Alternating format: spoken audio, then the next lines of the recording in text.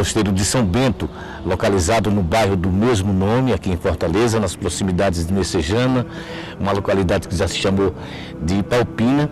Esse mosteiro foi inaugurado em 25 de março de 1993. E é o que vamos mostrar para vocês, além do mosteiro, outras dependências como a capela, e vamos contar a história de São Bento.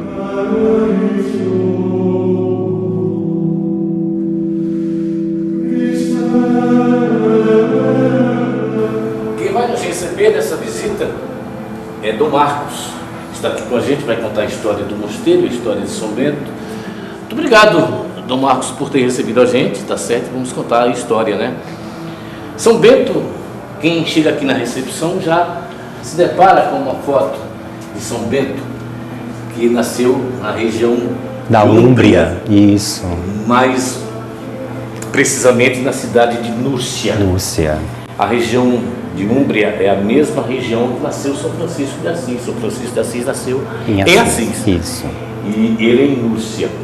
Como havia dito antes, o mosteiro foi fundado em março de 1993 por Dom Beda. Isso, quem Dom chega Beda. Na recepção vê, não é, Dom Marcos?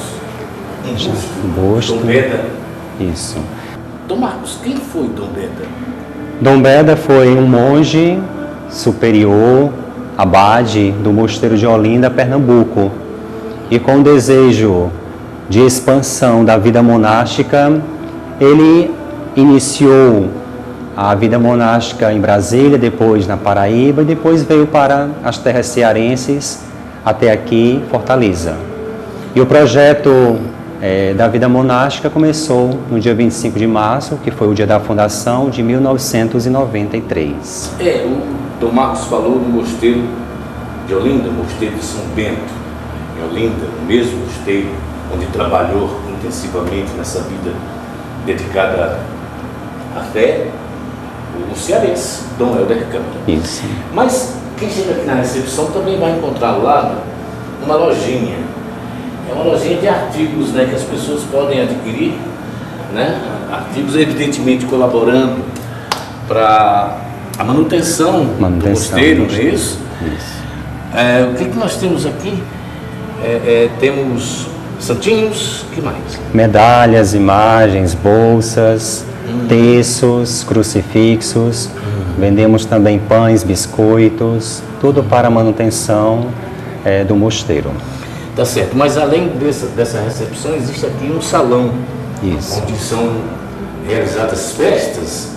Logicamente, o mosteiro, Dom Marcos, ele é aberto ao público, né? Sim, aberto a todos.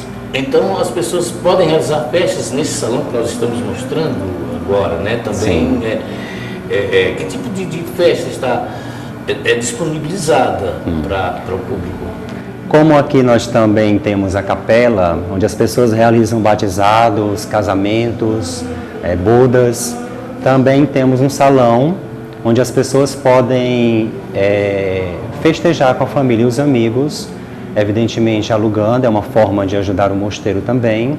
Elas podem celebrar aniversários, batizados, bodas, entre outras festas possíveis à realidade do mosteiro, à realidade religiosa. Então, nós estamos abertos ao público de um modo geral, independentemente também da realização da cerimônia religiosa na capela.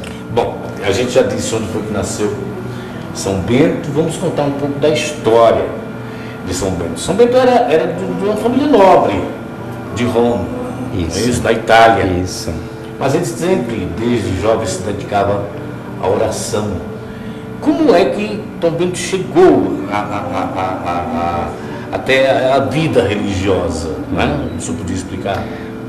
Pronto, Bento de Núrcia nasceu em 480, né, na região da Úmbria, como falamos, e com o desejo já no seu coração de servir mais e melhor a Deus, ele busca estudar em Roma, né, de uma família nobre, de uma estipe nobre. Ele vai até Roma estudar retórica, filosofia, direito, mas quando chega em Roma, por volta mais ou menos, tinha ele 18, 20 anos, ele se depara com uma realidade muito diferente daquela que os seus pais tinham lhe ensinado. Então ele vê a grande crise moral e espiritual da Roma antiga e também da igreja. Saindo e voltando de Roma, não desejando permanecer lá, ele retorna para sua casa e em seguida vai para uma outra região com a sua ama de leite, a sua babá, diríamos hoje. E lá ele começa a sua história religiosa, porque lá na região de Enfide, ele realiza o seu primeiro milagre. Certo, mas existe uma história que conta que uma pessoa, um cidadão chamado Romano, né, que encaminhou Dom Bento aí para a vida religiosa, porque o Romano ele era um eremita, né? Esses eremitas viviam em cavernas, né? E ele levou Dom Bento até esse local para conhecer, foi isso? Isso. Depois que São Bento sai de Enfide, ele vai fugindo da vanglória, fugindo dos louvores dos homens por causa do seu primeiro milagre realizado. Ele vai para uma outra região chamada Subiaco. E lá passa 3 anos numa gruta, fazendo uma experiência de fé religiosa como monge. Ele era alimentado, né, por um monge chamado Romano, enquanto Romano recebia de Bento toda uma instrução catequética, religiosa e espiritual. Foi nesse momento em que Romano estava com Bento que ele entrega o hábito monástico, né? Então a vida de São Bento já era uma experiência de monge, mas faltava aquilo que era possível identificá-lo como um monge, que era exatamente o hábito que foi dado pelo monge romano. Ele chegou a tentaram envenená-lo. Sim. E um dos milagres de São Bento, exatamente, que a taça, ele fazia umas orações, né, para abençoar alimentos, enfim, a bebida. E no momento que ele estava abençoando a taça envenenada, com o veneno, a taça se partiu. É verdade? Isso foi ocasionada numa situação em que os monges de um determinado mosteiro chamado Vicovaro convidam Bento para ser seu superior. E lá, Bento, aplicando a disciplina e a regra, e não sendo bem aceita a regra pelos monges que tinham lhe convidado, eles desejam se livrar de São Bento. E como não podiam mais expulsá-lo porque já tinham convidado, eles resolvem colocar veneno na sua taça de vinho, uma bebida comum da Itália, para que se livrem, né? Sejam então libertados da disciplina de Bento. E quando São Bento eleva a mão e faz a oração com o poder da cruz, a taça se parte, saindo dali todo o mal, e São Bento então é resgatado por Deus. Toda essa história que Dom Marcos está contando para nós está disponibilizada em obras literárias, em livros que estão aqui também na recepção. São Bento, Vida e Milagres, A Regra de São Bento, né? São livros que podem ser adquiridos por quem visita aqui, quer conhecer um pouco mais de São Bento, então vem aqui, é isso? Isso. Esses livros são disponibilizados para venda. Inclusive este livro, Vida e Milagres, escrito por São Gregório Magno, 40 anos depois da morte de Bento. Ele vai relatar 38 episódios da vida de São Bento, os seus milagres. Esse episódio que eu acabei de falar, de narrar, do vinho envenenado, está ali nesta obra descrita por São Gregório Magno, que foi o primeiro Papa monge da Ordem de São Bento. Então ali nós podemos entender um pouco mais da vida de São Bento e os seus milagres. Que nasceu em 480 e morreu aos 67 anos. Em 547. 547, Isso. Tinha 67 anos. Bom, a gente já falou do local da recepção, a gente já mostrou. Vamos conhecer outras partes aqui? Vamos caminhar um pouco, vamos até a capela, para a gente saber mais da história do mosteiro.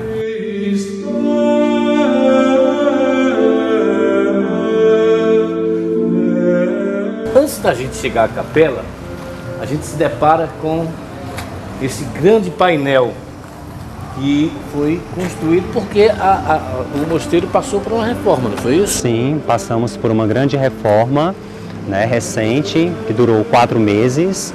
E esta reforma, inclusive, foi um grande milagre de São Bento, né, e resolvemos retratar a vida de São Bento, descrita por São Gregório na sua obra Vida e Milagres, aquela que a gente mostrou, né? Que nós já vimos. Resolvemos condensar, resumir os 38 episódios em 12 painéis, aqui na lateral do mosteiro, na subida para a capela, para que a comunidade pudesse entender melhor a vida deste homem descrita por São Gregório. Pois é. Agora nós estamos em direção à capela. Marcos, é verdade que existem alguns locais, apesar do mosteiro ser para visitação pública, né? Existem locais aqui que não são permitidas as visitas, é verdade? Isso, é a parte interna do mosteiro que nós chamamos de claustro, que é reservado exclusivamente aos monges. Mas uma primeira parte que nós vamos abrir hoje, com exceção, para poder mostrar à comunidade, o povo de um modo geral, como é a vida dos monges. Tá certo, então vamos entrar na capela, ok?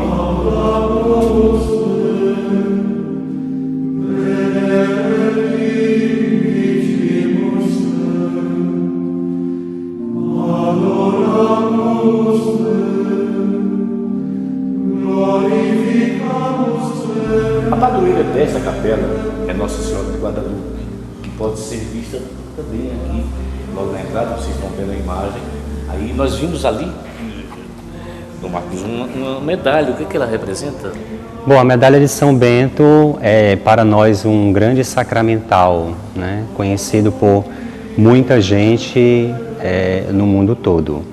Essa medalha nasce há 300 anos e ela contém uma oração muito famosa, conhecida também por muita gente, que é a oração da cruz sagrada Seja Minha Luz, porque a cruz era a principal devoção de São Bento. Então, certamente ele rezou esta oração e ela foi difundida a partir da Alemanha, na Alemanha, e ela tornou-se conhecida por muita gente, por toda a igreja.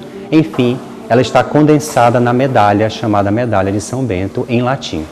Aqui o altar? Isso, o altar. Nesta capela são celebradas missas em que dias?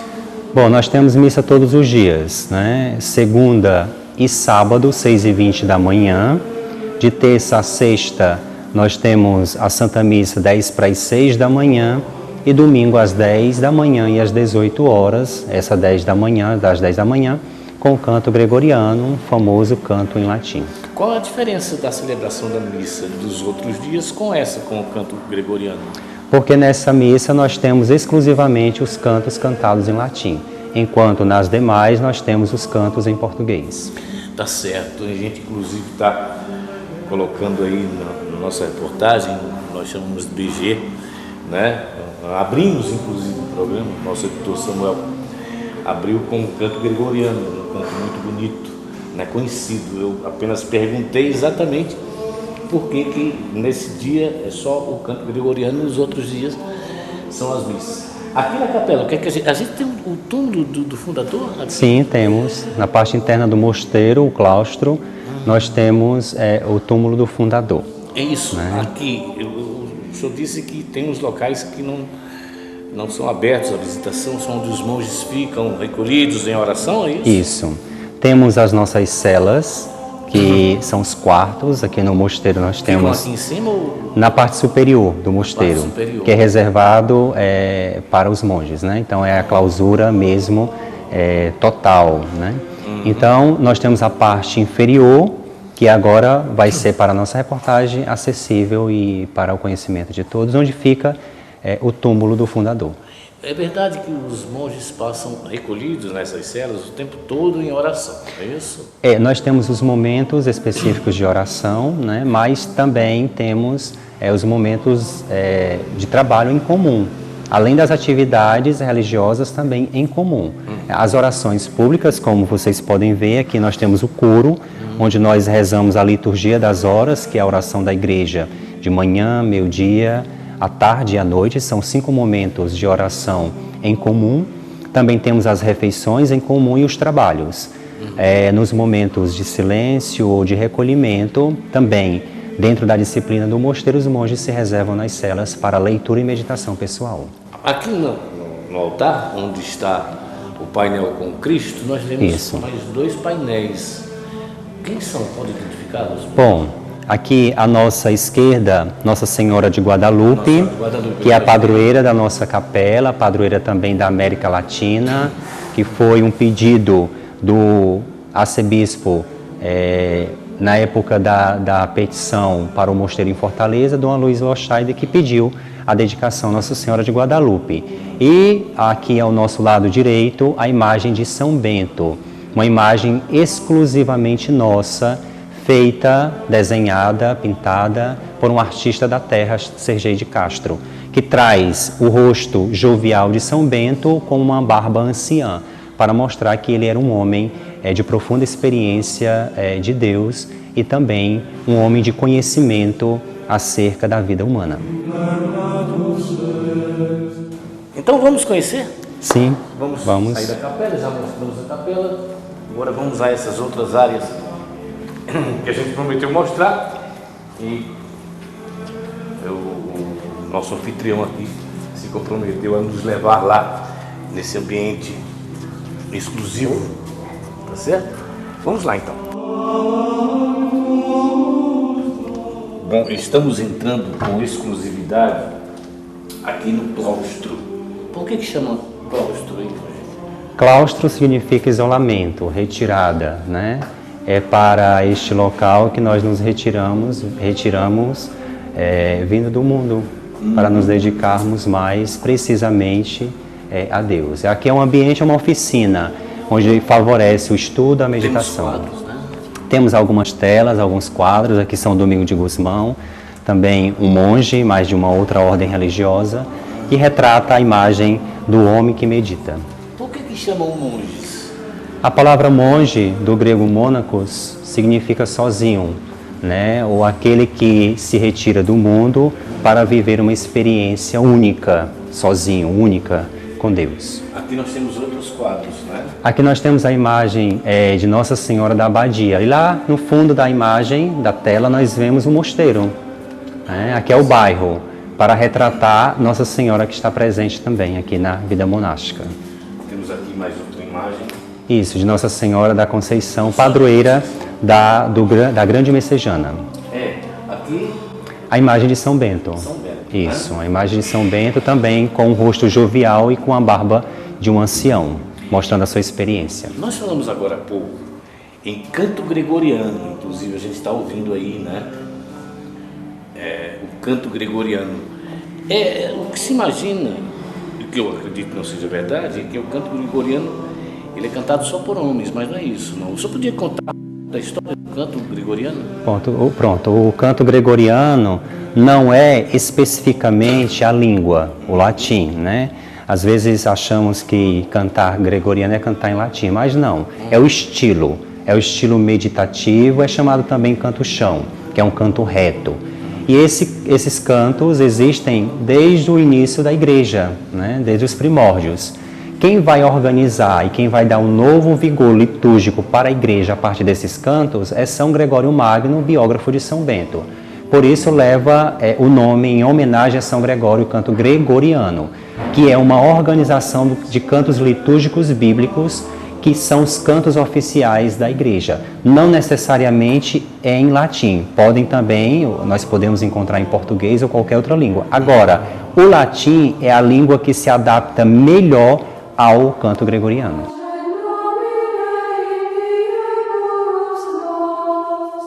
Esta sala aqui que nós vamos entrar agora, ela é uma sala de reflexão? É isso? Isso, aqui é a sala reservada a nós durante a noite para as orações conclusivas do dia, chamada oração de completas. Essa imagem aqui. A imagem de São José, né, padroeiro de toda a igreja. Aqui nós vemos a imagem de São José como patrono da igreja católica. É a Sagrada Família, né? Isso. e aí a família que representa a grande família de Deus, que é a igreja.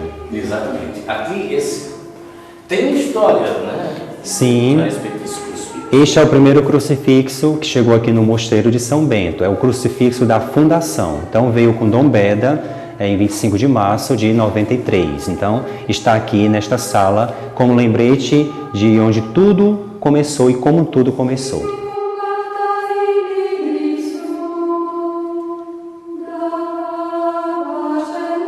Estamos aqui no refeitório, Marcos. O que ele representa, né? Que as pessoas convidadas podem vir aqui. Como é a distribuição dos espaços?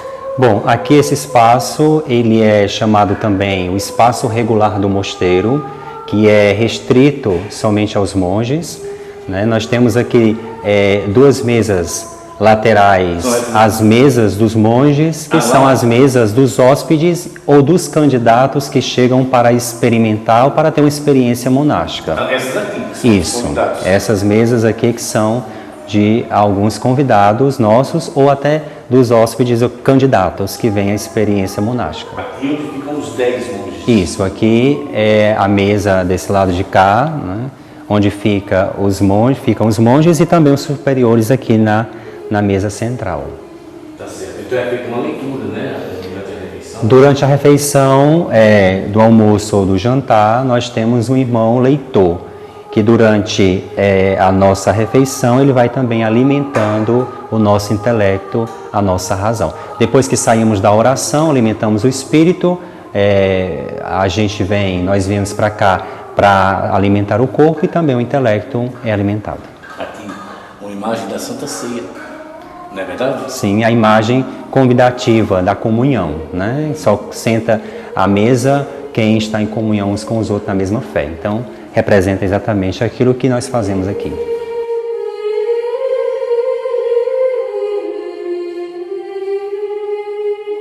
Aqui, nesta parte, é o túmulo de Dom Beda Pereira de Holanda.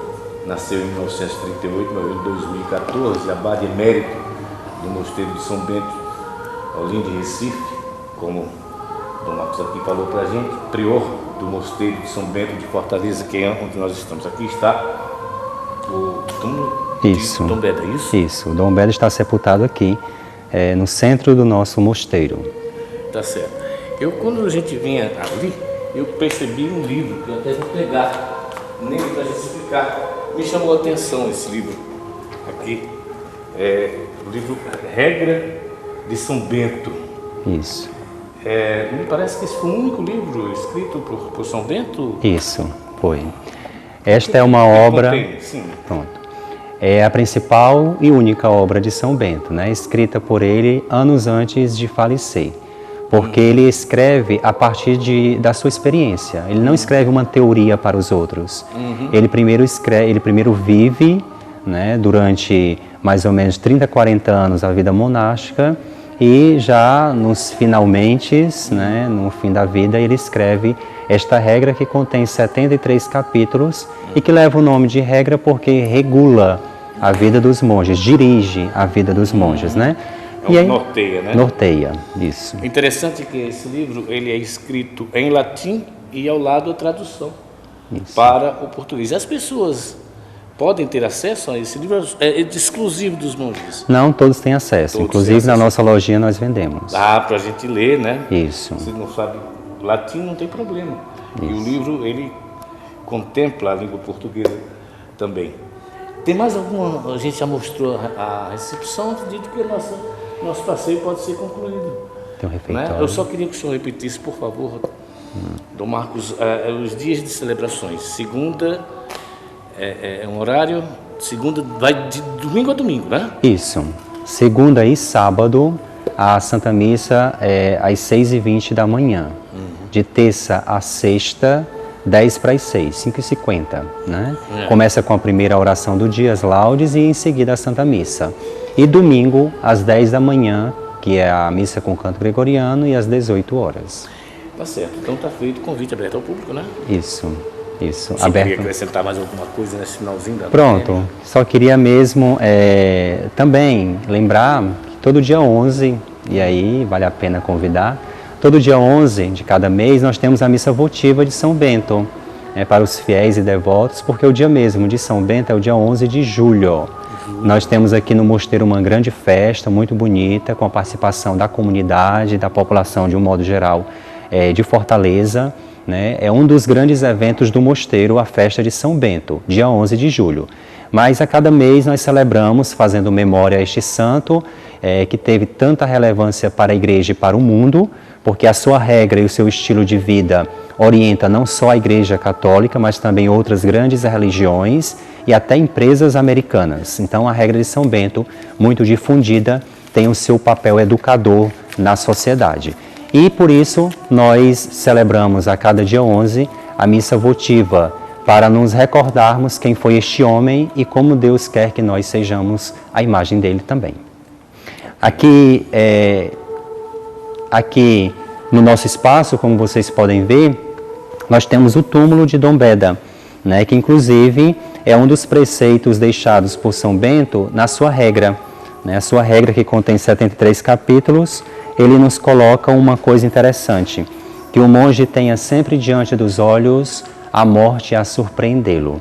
Então é um lembrete, para onde nós vamos e para onde nós caminhamos, para que nós não nos percamos ao longo do caminho e para que nós entendamos o túmulo aqui no centro do mosteiro, onde vai ser sepultado a nossa arrogância, prepotência, pecado. Então é um lembrete. Mas nós não estamos abandonados no Vale da Morte, de tal forma que a arquitetura monástica, bem como a arquitetura românica, traz os arcos como símbolo e sinal principal da sua arquitetura, porque representa o útero de Deus. Deus, que é Pai, nos ama com o coração de mãe, nos ama com o útero e dá a sua vida por nós. Então aqui, no centro do mosteiro, nós temos os arcos que representam exatamente este envolvimento de Deus com a pessoa humana. E nós não estamos abandonados no vale da morte ou na terra, mas estamos sempre com um olhar para o céu. Por isso que o claustro ele é aberto para o céu, para dizer que a vida não termina na terra, mas no céu começa por toda a eternidade. Graças a Deus. Bom, a gente tem mais então que agradecer, tá certo, por ter nos acolhido. Convidamos a todos, em nome do nosso anfitrião, que a gente convida a população para vir, principalmente no dia 11, como ele disse, 11, conhecer, adquirir as publicações, conhecer a história de São Bento, a história dos monges, como eles vivem. A gente está mostrando aqui apenas uma parte, mas quem vier vai ter uma visita guiada, com certeza. Muito obrigado. Por nada, nós aqui agradecemos a visita de todos vocês, de você que nos acompanha, e seja sempre bem-vindo quando quiser vir conhecer o nosso mosteiro, degustar os nossos pães e biscoitos, também você será muito bem-vindo.